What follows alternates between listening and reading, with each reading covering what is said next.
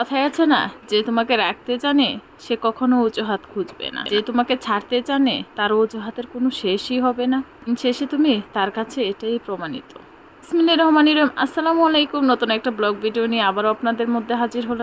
যেহেতু নরসিংদীর এলাকার মানুষ, আমরা গাছ থেকে লটকন পেরে খাবো না সেটা তো হতে পারে না। কিন্তু আমাদেরও লটকন বাগান আছে, সেক্ষেত্রে কিন্তু অবশ্যই আমরা কিন্তু এসে গাছ থেকে পেরে খেতে পারি। তাদের গাছ নাই, তারাও কিন্তু এসে লটকন পেরে খেতে পারে। এলাকার মানুষগুলো না একেবারেই সাদা সাপটা, কখনো মনের মধ্যে কোনো অহংকার নেই, কখনো কাউকে তীক্ষ্ণ ভাষায় কথাও বলতে পারে না। কারণ বিভিন্ন জায়গা থেকে এই এলাকায় লোকগুলো আসে, যেহেতু সে লটকন বাগান আছে প্রত্যেকটা বাড়িতে। লটকন কার কেমন পছন্দ আসলে আমার জানা নাই, কিন্তু আমাদের কাছে আমাদের লটকনগুলো খুবই পছন্দ। যেহেতু এই ফলটার সাথে টক মিষ্টি জড়িয়ে আছে, সেক্ষেত্রে কিন্তু আমাদের জন্য এটা খুব সুস্বাদু একটা ফল।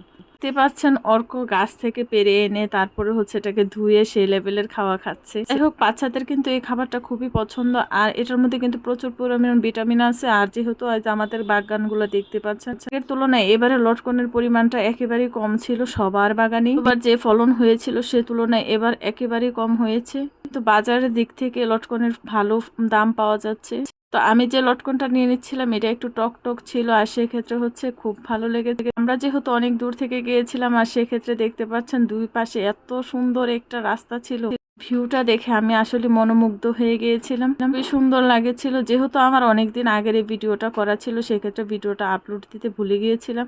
আর দেরি করি নাই, সে লটকনের সিজন থাকতে থাকতে দিয়ে দিলাম। সুন্দর রাস্তাটা যদি আসলে আপনারা আসতে চান তাহলে অবশ্যই কিন্তু আপনাদের নরসিংদী জেলাতে আসতে হবে। নরসিংদী জেলা বেলাবো থানার ভিতরে কিন্তু এই রাস্তাটা রয়েছে। খুবই সুন্দর এই দুই পাশের রাস্তা। আমরা কিন্তু 1 ঘন্টা রাস্তা পেরিয়ে কিন্তু লটকন বাগানে গিয়েছি। ভিউটা এত সুন্দর ছিল, ওই দিন আকাশের ওয়েদারটা খুবই সুন্দর ছিল। সে পাচ্ছেন আকাশের কি সুন্দর, আর আশেপাশে জমিগুলো একেবারে সবুজে ঘেরা। আশেপাশের জমিগুলো যেন খুবই সুন্দর করে মানে জমি লাগানো হয়েছে। কি হচ্ছে ভুট্টা লাগাইছে, তারপরে হচ্ছে আবার ভুট্টা দেন উঠেছে এবং নাইলা ক্ষেত আছে। সব মিলিয়ে কিন্তু আমার কাছে খুবই ভালো লেগেছে। আপনাদের কাছে কেমন লেগেছে অবশ্যই কমেন্ট করে জানাবেন। এগুলো হচ্ছে গরুকে যে ঘাস খাওয়ানো হয় সেই ঘাস ক্ষেত।